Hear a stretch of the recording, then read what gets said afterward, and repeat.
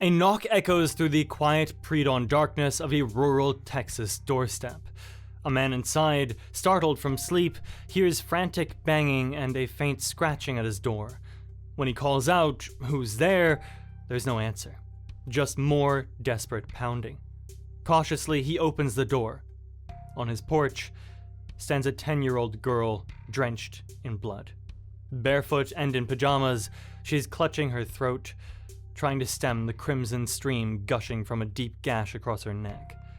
Her eyes are wide with terror and pain. She tries to speak, but no words come out, only a wet, choking sound. The man staggers back in horror, fumbling for his phone to call 911. He has no idea who this child is or what nightmare unfolded to leave her at his doorstep, but he knows one thing: she's fighting for her life. Welcome to Unexpected Twists. Here, even the most seemingly simple story is worth a top-tier Hollywood adaptation, so stick around till the end and subscribe. Just minutes earlier, this little girl had been sleeping over at her best friend's house down the road. Her name is Krystal Surles, and the blood she's covered with is her own. To understand how Krystal came to be on that porch, barely clinging to life, we have to go back to the evening before, in a remote corner of Del Rio, Texas, on the last night of 1999. Krystal and her 7-year-old sister, Mark, were staying with the Harris family, close friends who lived off a lonely desert road. The Harris home was a modest trailer surrounded by scrubland, with no neighbors for a quarter mile, just a single porch light glowing in the distance. That night, the house was full of children. The Harris siblings and the Surles girls had spent the day playing together, enjoying the start of their winter break. By late evening, they were worn out and ready for bed. 10-year-old Krystal curled up on the top bunk in 13-year-old Katy Harris's room, while Katy took the bottom bunk. Mark wanted to sleep in the room with her older sister and Katy, but the two other girls shooed her away, telling her she was too little to join their sleepover. Annoyed and feeling left out, Mark stomped off to sleep in a separate room across the hall. None of them had any way of knowing that this small squabble would end up saving Mark's life. Sometime after midnight, the household lay silent, but the Harris family had accidentally left a window unlocked. And on this night, a shadow slipped inside. Krystal was jolted awake by the sound of a sudden, strangled scream. In the darkness, she blinked awake, unsure if she had dreamt it, but then she heard a scuffle and realized something was terribly wrong. Krystal stayed quiet on the top bunk, peering over the edge. The bedroom light was now on, and in its harsh glow, she saw a scene that made her blood run cold. An unfamiliar man was standing at the foot of Katy's bed. He had wild, curly dark hair and a shaggy beard that obscured most of his face. His eyes looked empty and cold. For a second, Krystal froze in disbelief. Who was this stranger in their room? Before Krystal could react, the man moved with terrifying speed. He clamped one large hand over Katy's mouth and pressed a long knife in his other hand against her throat. Katy's eyes widened in panic as she struggled, but she was trapped. In one swift, brutal motion, the man slashed Katy's throat from ear to ear. She fell off the bunk and onto the floor, a dark pool of blood quickly spreading beneath her. Krystal's best friend lay terribly still. Krystal's heart was pounding so loudly she thought the man might hear it. She didn't dare to move or make a sound. At first, it looked like the intruder hadn't realized she was there. He stood over Katy's body for a moment, then turned toward the door, ready to slip back into the night. For a brief second, Krystal felt a surge of relief. Maybe he would just leave. But then, at the last instant, he paused in the doorway and cast one more look around the room. His gaze climbed upward and met Krystal's eyes, peering down at him from the top bunk. Time seemed to freeze as the man's dark eyes bored into Krystal. In that instant, she knew he wasn't going to let her live. Krystal scrambled backward on the bunk, but it was too late. The stranger lunged across the bed, reaching up with his blade, A lightning bolt of pain shot through Krystal's neck. He had slashed her throat, just like he had done to Katy. Without a word, he flicked off the light and disappeared, shutting the door behind him as if he'd never been there at all. The room went dark and silent. Krystal lay in shock, blood pouring from the open wound in her neck. She brought her hands to her throat and felt the warm liquid seeping through her fingers. Every breath was a wet gurgle. But she was alive, at least for now. Summoning all her strength, Krystal rolled off the top bunk and onto the floor. The pain was excruciating, but her concern was for Katy. She crawled through the darkness toward her friend's limp body. To Krystal's astonishment, Katy was still faintly alive, gasping wet, shallow breaths. Krystal wanted desperately to whisper it's going to be okay, but when she opened her mouth, no sound came out. Her throat had been sliced so deeply that it robbed her voice. After a few torturous seconds, Katy's faint gasps stopped. 13-year-old Katy Harris grew still and silent, dying in Krystal's arms on her bedroom floor. As the reality set in that her friend was gone, a new instinct kicked in for Krystal. Survival. She knew she couldn't stay here. She would bleed to death. A voice in her mind urged her. Get up, get out, get help. Krystal realized she might be the only one left who could expose the monster who did this. She staggered to her feet, one hand still pressed firmly to her slashed throat. The house was eerily quiet. None of the other children had woken up during the attack. She thought that everyone in the house, including the parents, had already been killed. Krystal had to leave now, or she would die too. Barefoot and weakening by the second, Krystal stumbled out of the bedroom and through the front door of the trailer into the cold night air. Far ahead, she saw one tiny pinprick of light, a porch light of the nearest neighbor's house, about a quarter-mile away. That light became her beacon of hope. Holding her neck to try to slow the bleeding, the 10-year-old began to walk, then crawl, then walk again toward that distant glow. The journey felt like miles, but eventually, Krystal reached the neighbor's front steps. She raised a trembling hand and pounded on the door with everything she had left. She could hear a man's voice from inside, startled and wary. "Who's there?" Krystal had no way to reply. She could only slam her hand against the door again, smearing it with blood. After an agonizing pause, the door cracked open. And there stood the neighbor, eyes widening in disbelief at the sight of a blood-soaked child on his doorstep. Krystal tried to speak, tried to say help, but she only managed a rasping noise. Seeing her condition, the neighbor didn't hesitate. He immediately dialed 911, his hands shaking, and gently eased Krystal into a chair. She asked for a pen and paper so she could write that something terrible had happened. As he pressed a towel to her neck to slow the bleeding, the gravity of what she was communicating hit him. Something terrible had happened down the road at the Harris home. Within minutes, sirens pierced the quiet dawn as emergency responders raced to the scene. Paramedics arrived and were stunned to find the small girl still conscious despite the horrific injury. They quickly whisked Krystal into an ambulance, bandaging her neck as best they could, while rushing to a spot where a medical helicopter could land. As the first light of New Year's Eve crept over the horizon, Krystal was airlifted to a trauma center in San Antonio, fighting for her life. Back at the Harris home, Valverde County Sheriff's deputies and Texas Rangers converged on a devastating crime scene. Inside the modest trailer, they discovered the body of 13-year-old Katy Harris on the bedroom floor, just as Krystal had indicated. Blood was everywhere, spattered on the sheets and walls, and pooled on the carpet. The extent of the violence was staggering. Incredibly, none of the other children in the home had been harmed. They found 7-year-old Mark and the other Harris siblings in their rooms, frightened and confused, as police ushered them outside to safety.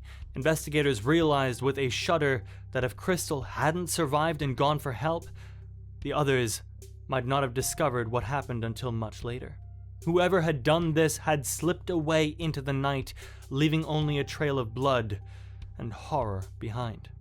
In the intensive care unit of University Hospital, doctors worked frantically to save Krystal. She had lost a tremendous amount of blood, and her windpipe was severed. Incredibly, the knife had missed her carotid artery by millimeters, which was likely the only reason she was still alive. Surgeons labored to repair the damage to her throat and vocal cords. While they fought to stabilize her, Krystal's mother, Pam Surles, was at home in Kansas packing for the family's move to Texas. Just before 6 a.m., Pam got the call every parent dreads. An emergency room doctor told her that her daughter had been attacked and was badly injured. Pam learned that Krystal's throat had been cut, and the doctors were airlifting her to a hospital in San Antonio.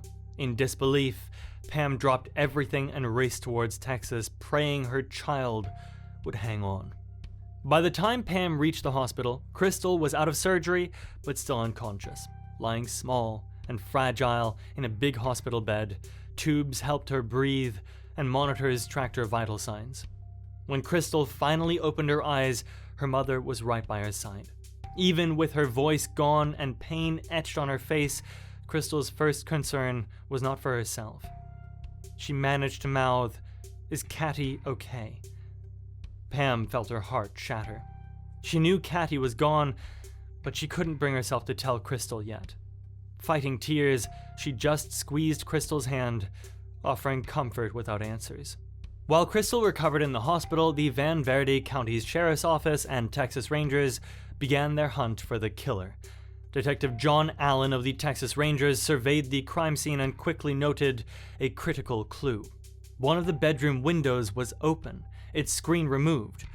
That was likely the intruder's entry point.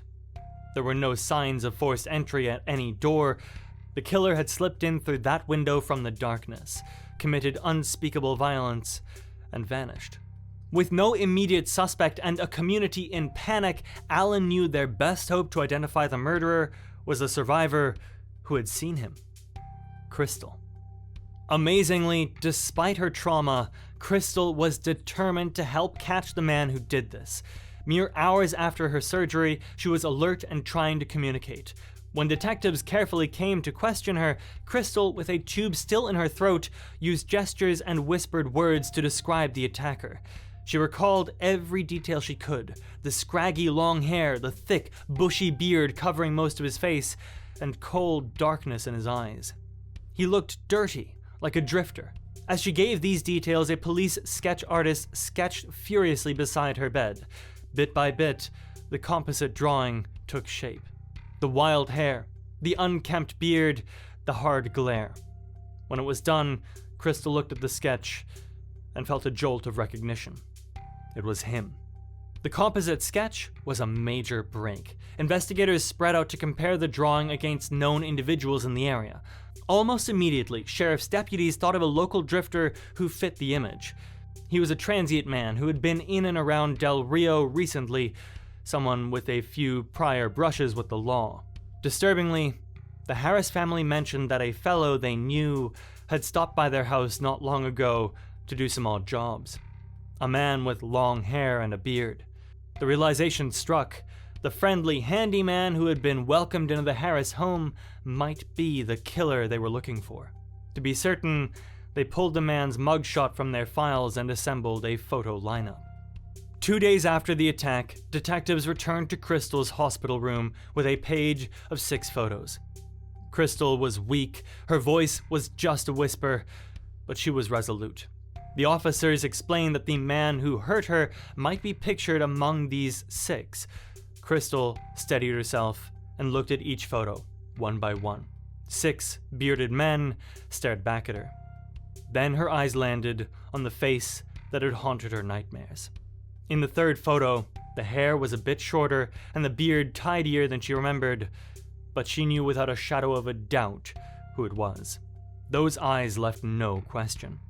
Krystal's finger shot out and pressed onto that photo. The detectives exchanged looks. She had pointed to the very man they suspected. The suspect's name was Tommy Lynn Sells. At 35 years old, Sells was a drifter who had wandered in and out of town and had even ingratiated himself with the Harris family in recent months. He'd helped them with minor repairs and eaten dinner in their home. They had no idea of the dark side he carried with him. Now, thanks to Krystal's identification, Surles was a prime suspect. Police immediately put out bulletins and began scouring the area for him. They soon learned that Surles was staying in a small camper trailer on the outskirts of Del Rio. In the pre-dawn hours of January 2nd, 2000, just 48 hours after the nightmare at the Harris home, law enforcement descended on that trailer. The quiet morning was shattered by the shouts of officers identifying themselves and demanding Surles surrender. To their relief, the door creaked open without a fight. Tommy Lynn Surles stood there in the dim light, looking almost relieved. As officers moved in with handcuffs, Surles offered no resistance. In a low, almost calm voice, he said, "I'm glad I finally got caught. I was tired of doing this." The officers weren't sure they'd heard him right. Tired of doing what exactly? Surles was swiftly arrested and brought to the station. There, in an interrogation room, Texas Rangers pressed him about the attack. At first, Surles answered matter-of-factly about the events at the Harris home, admitting he had been there. Then he leaned back and made a chilling offer. "I guess y'all want to know about the other murders." For a moment, the investigators were speechless. Bit by bit, Surles began to talk, and once he started, it was like a dam breaking. In a shocking confession, Tommy Lynn Surles proceeded to implicate himself in murder after murder, far beyond the Texas borders. He nonchalantly recounted a decades-long trail of violence.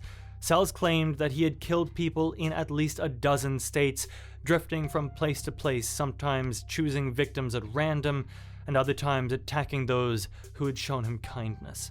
He described slayings of strangers by the roadside, entire families he had destroyed, children as young as preschoolers. The detectives listening couldn't fathom how one man could have committed such evil and remained hidden for so long. They realized they weren't just dealing with the murder of Katy Harris. They had captured a serial killer of nightmarish proportions. When asked why he did it, Surles had little to offer beyond a twisted personal credo. Dead men tell no tales. It was a lesson he claimed his father taught him, and it guided his actions. He never left witnesses. That's why he had to try to kill Krystal after killing Katy. In fact, Surles admitted he considered slaughtering everyone else in the Harris trailer that night, the other children, had any of them woken up. This revelation sent shivers through even the most hardened detectives. The only reason those kids were safe, and the only reason Surles himself was now in custody, was because one gravely wounded little girl defied the odds and lived. Following Surles' shocking confession, investigators moved quickly to corroborate his statements. At Surles' trailer, exactly where he'd said it would be, they found it. The 11-inch butcher knife hidden in some brush. The blade was still stained with blood. This was the murder weapon used on Katy and Krystal. Its discovery left no doubt that they had the right man. Law enforcement agencies across the country were soon contacted to verify Surles' claims about the other crimes. In the end, authorities linked him to at least 22 murders. Many more he described could not be definitively confirmed, but the pattern of violence was clear. Tommy also told the investigators about his difficult upbringing. Raised in a large, fatherless household, his mother struggled to care for all her children. Before he even turned 2, both Tommy and his twin sister were diagnosed with a serious illness. Sadly, his sister did not survive, while he managed to pull through. From a very young age, Tommy began exhibiting troubling behavior. By the age of 7, he was already drinking, rarely attended school, and quickly got involved in petty theft.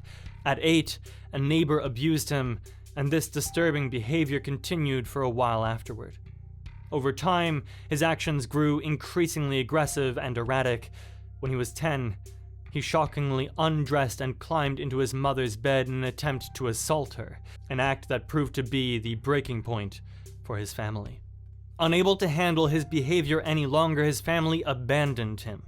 From that point on, Tommy continued down a destructive path, surviving through small-time crime and theft. Later, He revealed that he committed his first murder in 1979 at the age of 15.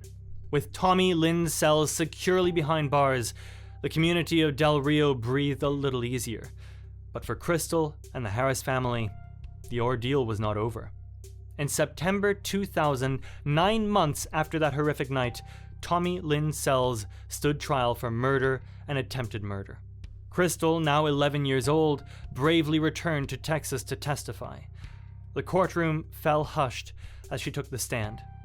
In a voice louder and stronger than anyone expected, she recounted the horror she had lived through. She described how a fun sleepover had turned into a bloodbath, how she watched her best friend die, and how she found the strength to escape. Surles, sitting at the defense table, could not meet Krystal's gaze. Her testimony, combined with his own confessions and the physical evidence, left no room for doubt. The jury quickly found him guilty on all counts. He was sentenced to death. As the verdict was announced, relief and other emotions swept over the courtroom. Katy's parents held each other and wept, grateful that justice had been served for their daughter. Pam Surles quietly stroked Krystal's hair, proud of her child's unbelievable courage. Before his execution, the man was also interviewed for a television program in which he discussed his murders and what motivated him. Tommy said that each time he killed his victims, he imagined that he was killing the neighbor who had abused him for years. He also added that he never felt any pity and believed that by committing these atrocities, he was freeing the souls of his victims. In 2014, the state of Texas carried out his execution by lethal injection, closing the final chapter on his brutal life. If you enjoy such cases with unexpected twists, check out the channel. There you're going to find many great stories. If you like what you see, please subscribe. I'd be very grateful. I'll catch you next time.